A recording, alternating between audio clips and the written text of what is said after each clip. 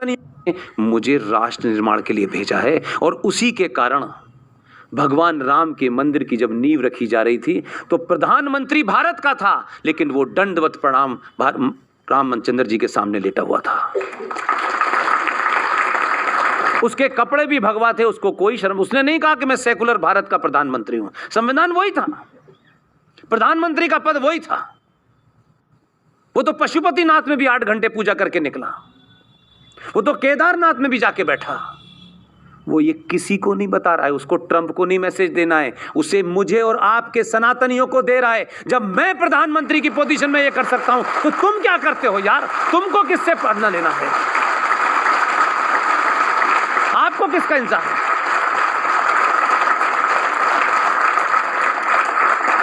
उस पद पे बैठ के आपके लाल किले से हिंदू राष्ट्र की मैं घोषणा करता हूं, यह नहीं हो सकता। 90 करोड़ लोग एक बार हिंदू होने के तो अपना परिचय दें कि हम हिंदू हैं। हिंदू होने का मतलब यह नहीं होता है कि आपने दीपावली मनाई और होली मनाई। हिंदू होने का अर्थ होता है आपने सनातनी होते हुए किया क्या।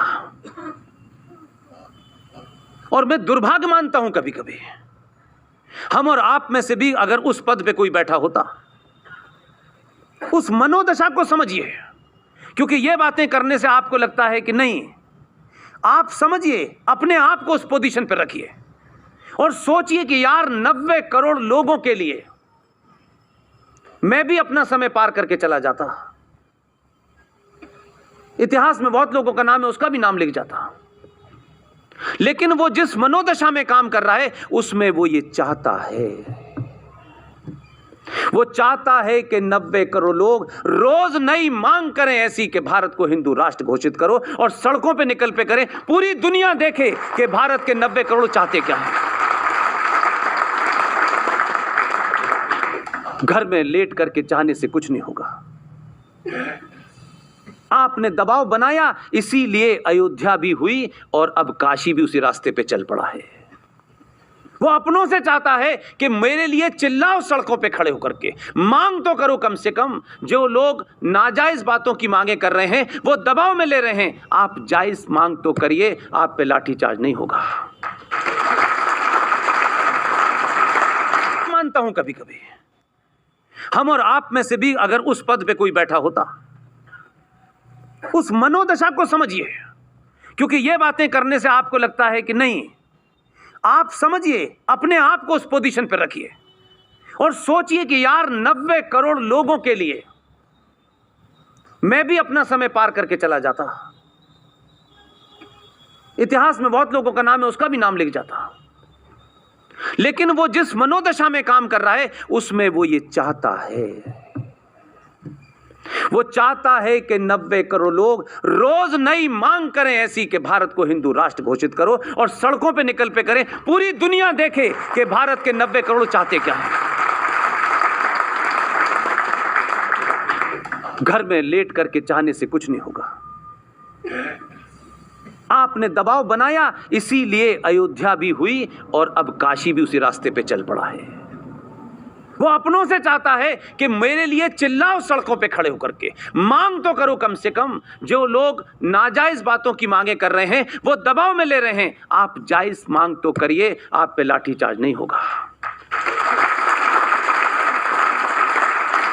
क्या नहीं लगता आपको? उसको दुनिया के हजारों लाखों लोगों, संस्थाओं, संगठनों के सामने कहां कहां क्या क्या करना होता होगा।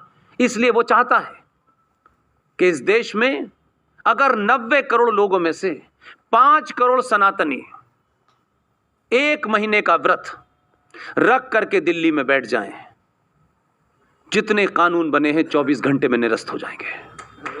अपने ऊपर थोड़ा एहसास करिए, सरकार बनाइए, सरकार पे दबाव डालिए, उसे डराइए, गिराइए मत।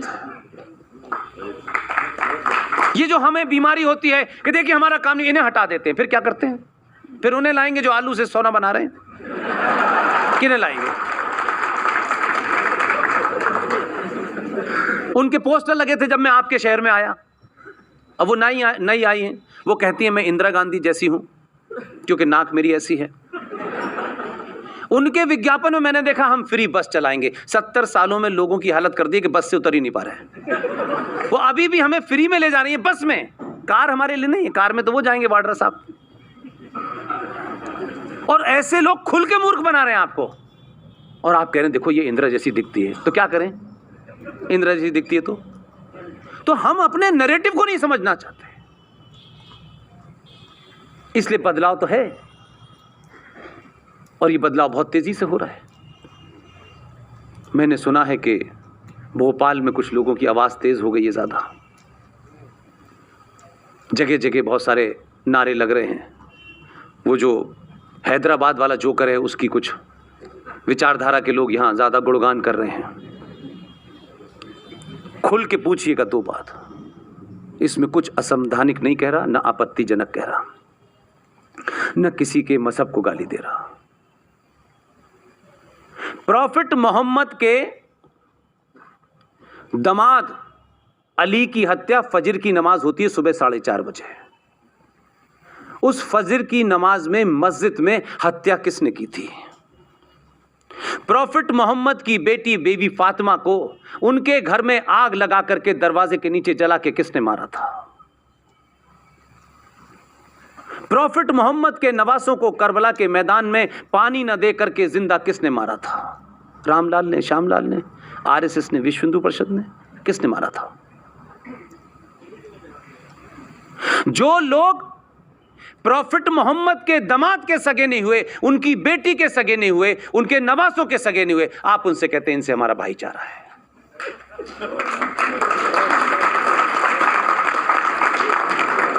किस गलतफहमी के शिकार हैं?